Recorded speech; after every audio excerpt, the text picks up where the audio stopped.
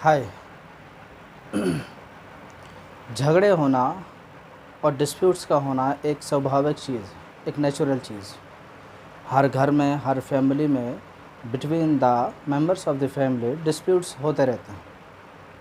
इसी तरह के डिस्प्यूट्स के बारे में हम लोग डिस्कस कर रहे थे, जिनमें से एक डिस्प्यूट का नाम रेस्टिट्यूशन ऑफ कंजुगल राइट्स था, जो between two spouses of the marriage के बीच में हो जाता है। इस तरह के झगड़े हो जाते हैं जिनकी वजह से फिर आदमी एक दूसरे से दूरी इख्तियार करता है, सेपरेशन इख्तियार कर लेता है और फिर ज़िंदगी जिस मकसद के साथ उन्होंने मैरिज की थी उसके अलावा एक दूसरे रास्ते पर चल बैठती है। आइए हम लोग उस सिलसिले में जो बेसिक कुछ चीज़ें हम लोगों ने पहले हमने जो डिस्कस की थी पिछले प्रीवियस अपनी वीडियो में, उसके कुछ आगे के जो टॉपिक्स थे उनको आज हम लोग डिस्कस करते हैं। Hi, this is Zahid Akhtar from dream law classes. अगर आप इस चैनल पर नए हैं तो आप इसको सब्सक्राइब कर लीजिए, लाइक कीजिए, शेयर कीजिए, कमेंट कीजिए और बताइए कि हम इस तरह के लेसन्स को और ज़्यादा इंटरेस्टिंग कैसे बनाएं। ओके, तो हम लोगों ने जो प्रीवियस लेक्चर में जो चीज़ें डिस्कस की थी उससे आगे चलते हैं।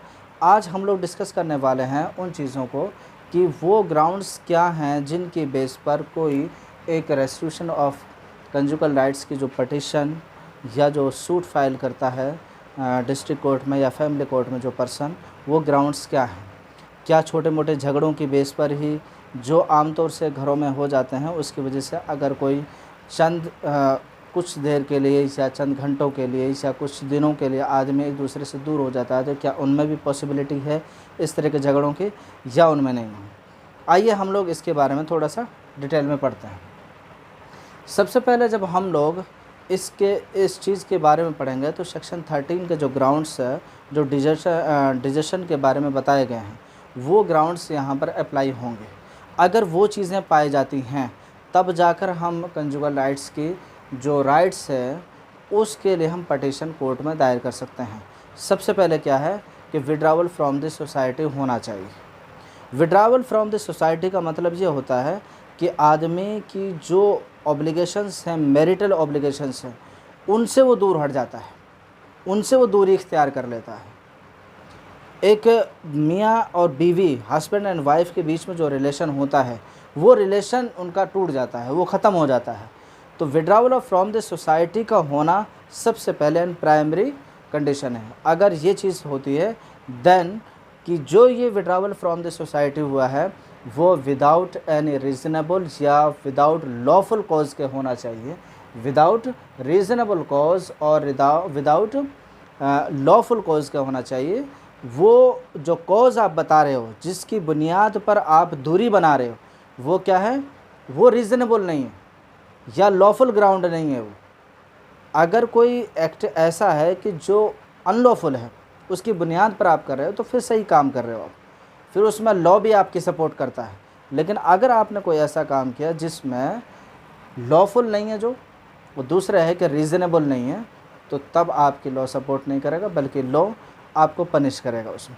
तीसरी चीज़ आती है कि जब आप ये पटिशन लेकर जाओगे तो उसमें रिलीफ जो आपको मिलना चाहिए, उस रिलीफ को रिजेक्ट करने का या रिफ्यूज़ल करने का कोई ग्राउंड नज़र नहीं आए। लगता है कि हर एक चीज़ परफेक्ट है, जो चीज़ें इन्होंने बताया रीज़नेबल है, इनको ये चीज़ मिलनी चाहिए। तो अगर उसकी बुनियाद पर है तो ये तीसरी कंडीशन है। एंड चौथी कंडीशन ये है कि जो पटिशन के अंदर आपने जो ग्राउंड्स बताए गए हैं, जो क्लेम्स आपने किए हैं, जो कॉजेज़ आपने बताए हैं, उनके सच होने के बारे में कोर्ट का सेटिस्फेक्शन होना ज़रूरी है। अगर कोर्ट को लगता है कि ये चीज़ें जो इसमें पटिशन में लिखी हुई हैं कि वो रीज़नेबल नहीं है, सच नहीं है और उनके ऊपर विश्वास नहीं किया जा सकता, तो कोर्ट फिर उसमें आपकी मदद नहीं करेगी। ठीक, ये 4 ग्राउंड्स के बाद अब हम पढ़ते हैं कि बर्डन ऑफ प्रूफ किसके ऊपर होगा। इसका बर्डन ऑफ प्रूफ, सबसे पहले आप इन 4 कंडीशनों को दिमाग में रखिए कि जनरली जो बर्डन ऑफ प्रूफ होता है it lies to the defendant person या डिफेंस और जो पार्टी जो है छोड़ती है उसके ऊपर। लेकिन उससे पहले जो पटिशनर है उसको ये चीज़ साबित करने पड़ेगी कि विड्रावल फ्रॉम द सोसाइटी हुआ है और वो भी विदाउट रीज़नेबल ग्राउंड पर हुआ है। ये चीज़ साबित जब वो करेगा तब जाकर उसके ऊपर दूसरे पर्सन यानी अगेंस्ट पार्टी के ऊपर बर्डन ऑफ प्रूफ लाइज होगा कि वो बताए कि क्यों उसने किया, और वो एक रीज़नेबल ग्राउंड दे और बताए कि जो उसने ये ग्राउंड्स बताए गए हैं वो गलत हैं और जो इल्ज़ामात उसने लगाए हैं वो सब सही नहीं हैं। ठीक। तीसरी बात आती है कि जब डिग्री पास होगी इसके बाद तब इन्फोर्समेंट उसका कैसे होगा। इन्फोर्समेंट के लिए हमें सबसे पहले CPC का ऑर्डर 21 रूल 32 इसको हमेशा याद में जहन में रखना। सेक्शन 9 की जब भी हम बात करेंगे तो उसका एग्जीक्यूशन जो होगा वो कंजुगल राइट्स की जो डिग्री होगी उसका एग्जीक्यूशन ऑर्डर 21 रूल 32 के अंदर होगा। ठीक। उस डी के उसमें बताया गया है कि सबसे पहले जब भी आपके बीच में कोई डिस्प्यूट पड़े तो कोर्ट दोनों पार्टीज़ की बात सुनने के बाद एक डिसीज़न पारित करेगी। उस डिसीज़न को हम सिविल प्रोसीजर कोड में सिविल डिस्प्यूट्स में डिक्री या ऑर्डर के नाम से जानते हैं। तो सबसे पहले एक डिक्री पास करेगा जिसमें कोर्ट जिसको जो रिलीफ देना है उसके बारे में लिख देगा कि भाई इसको ये रिलीफ देना है और इसकी जिम्मेदारियां उनको करना है। मान लीजिए कि जो डिक्री का जो एग्जीक्यूशन होना था, जो एग्जीक्यूशन हो रहा है इसके अंदर वो ऑब्लिगेशंस को वो फुलफ़िल नहीं करता है, वो पर्सन जिसके खिलाफ यानी जजमेंट डेटर उनको फॉलो नहीं करता है, उनको ऑब्लाइज नहीं करता है, ओबे नहीं करता, उसकी नाफरमानी करता है, उसको ब्रीच कर देता है। तो देन सेकंड स्टेज आता है जो रूल 32 के अंदर बताया गया है, that is the attachment of the property. The court will attach the property of the judgment debtor to compel him the performance of the decree और जो डायरेक्शंस दिए हैं कोर्ट ने उनको परफॉर्म करने के लिए। एंड थर्ड जो ग्राउंड आता है, जो थर्ड जो स्टेज आता है वो है कि मान लीजिए कि अटैचमेंट ऑफ द प्रॉपर्टी से भी वो नहीं हुआ या उसके पास प्रॉपर्टी ही नहीं है कि जिसको कोर्ट अटैच कर सके या उसको मजबूर कर सके कि भाई तुम कि तो ये अटैचमेंट वाला जो है इसमें कोर्ट फेल हो जाता है तो सिविल इम्प्रिजमेंट उसको दी जाएगी कि उसको जेल में डाल दिया जाएगा और सिविल इम्प्रिजमेंट उसको दी जाएगी। ठीक। उसके बाद मान लीजिए कि आपने सिविल इम्प्रिजमेंट दे दी उसको, या जो है आदमी डिक्री की जो ऑब्लिगेशंस हैं, डिक्री के जो डायरेक्शंस हैं उनको सही तरह से अप्लाई नहीं कर रहा है और जो पर्सन डिक्री होल्डर है उसको दिक्कतें महसूस हो रही हैं, तो आप उस प्रॉपर्टी को जो अटैच आपने किया है उसको आप सेल भी कर सकते हैं और उसका मेंटेनेंस और एक्सपेंसेस को उसके द्वारा आप दे सकते हैं। एंड लास्ट ये है कि कोर्ट आपको बार बार डायरेक्शन दे रहा है लेकिन आप बराबर उनको ब्रीच कर रहे हो, उनको तोड़ रहे हो, उनको ब्रेक कर रहे हो, तो फिर कोर्ट आपके ऊपर कंटेम्प्ट ऑफ कोर्ट का भी केस अप्लाई कर सकता है और आपको कंटेम्प्ट ऑफ कोर्ट के लिए भी पनिश कर सकता है। ठीक।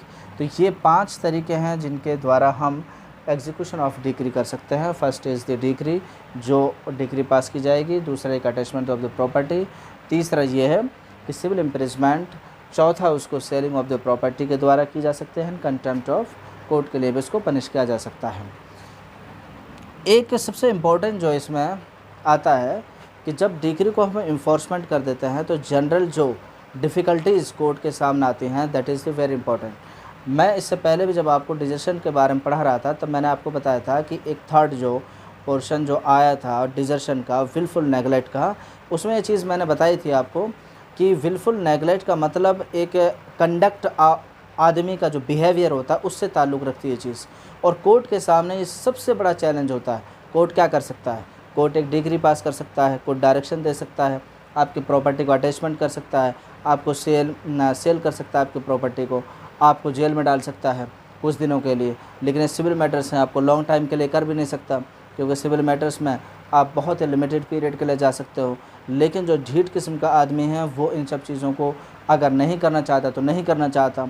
तो अगर इस तरह की जब बात आती है तो कोर्ट वहाँ पर फेलियर नज़र आता है। तो कैसे उसको इम्प्लीमेंट करे, कैसे उस डिक्री को इन्फोर्स करे उस पर्सन के ऊपर, that is the big challenge to the any court in reference to the restitution of conjugal rights.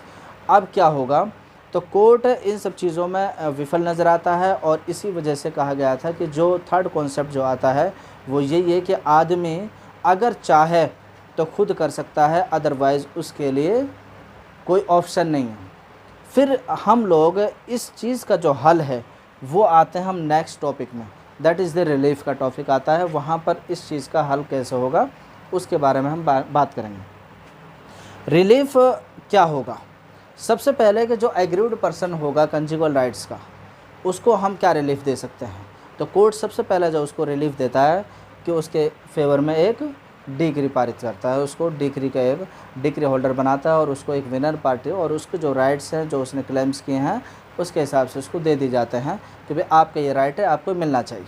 ठीक, मान लीजिए कि डिक्री के अंदर जो चीज़ें हैं उनसे उसको फुलफ़िल नहीं होता है, या मान लीजिए कि अभी केस चल ही रहा है, ठीक है, तो उसके अलावा 2 कंडीशन और हैं। Section 25 of the Hindu marriage act 1955 के अंदर जहाँ पर परमानेंट एलिमनी एंड मेंटेनेंस की बात की गई है, एक्सपेंसेस ऑफ द मेंटेनेंस या परमानेंट मेंटेनेंस की बात की गई है, वहाँ पर आप उस सेक्शन 25 के अंदर भी मेंटेनेंस के लिए सूट फाइल कर सकते हो और कह सकते हो कि हमको मेंटेनेंस की ज़रूरत है और कोर्ट आपको वहाँ पर भी रिलीफ देगा।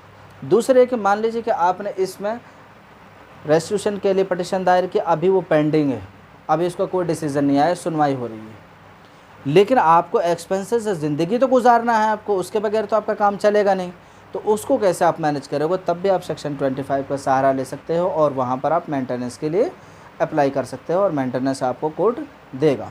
उसके अलावा एक इम्पॉर्टेंट चीज़ जो the Hindu adoption and maintenance act के अंदर जहाँ पर मेंटेनेंस ऑफ द वाइफ के सेक्शन 18 के अंदर बात की गई है, वहाँ पर भी वाइफ जो है वो अप्लाई कर सकती है कि मुझे मेंटेनेंस दिया जाए।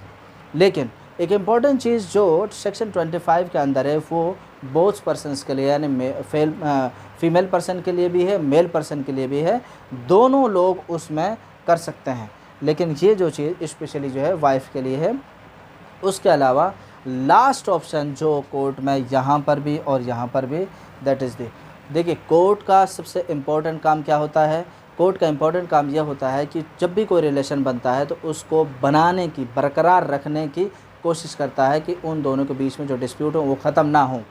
पूरी तरह से कोशिश करते हैं कोर्ट, लेकिन अगर आपको रिलीफ नज़र नहीं आ रहा है, आप सेटिस्फाइड नहीं है, तो फिर कोर्ट यही कहेगा कि आप डाइवोर्स ले लो। This is the last relief which is provided will be provided by the court to any person who is agreed or who is feeling a victim regarding this। अगर वो अपने आप को कमज़ोर महसूस करता है और कहता है कि भाई मुझे इस तरह का कोई रिलीफ नहीं मिला, ठीक, तो वहाँ पर वो लास्ट में आप डाइवोर्स ले सकते हैं और इस तरह से दोनों अलग हो सकते हैं।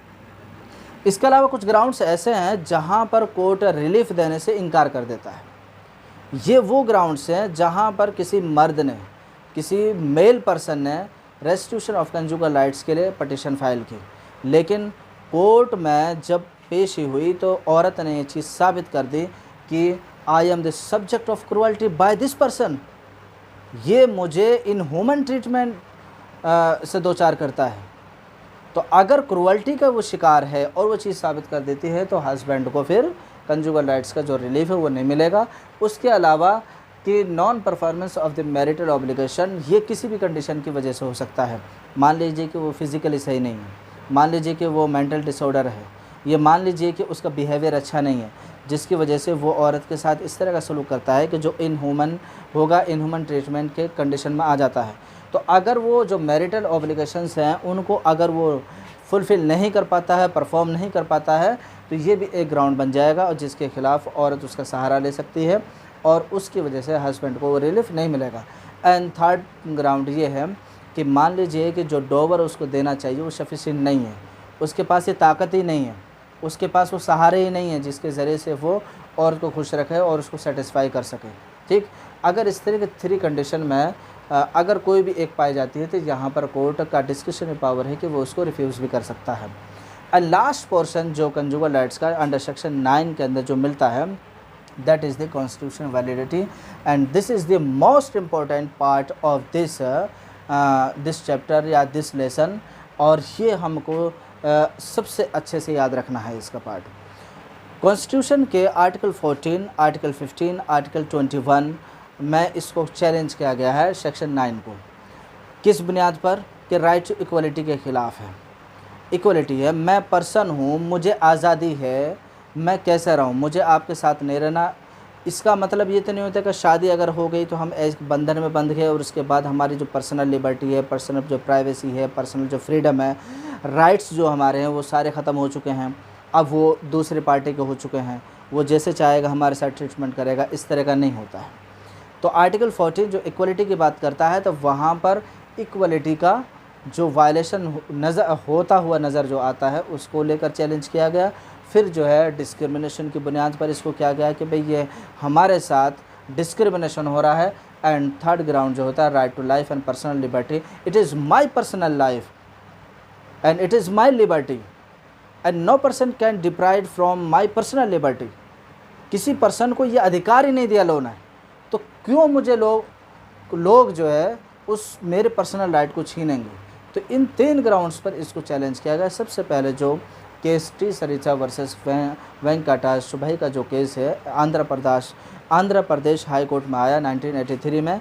इसमें इस आंध्र प्रदेश हाई कोर्ट ने इन ग्राउंड्स पर section 9 of the Hindu marriage act को अनकॉन्स्टिट्यूशनल डिक्लेयर कर दिया था।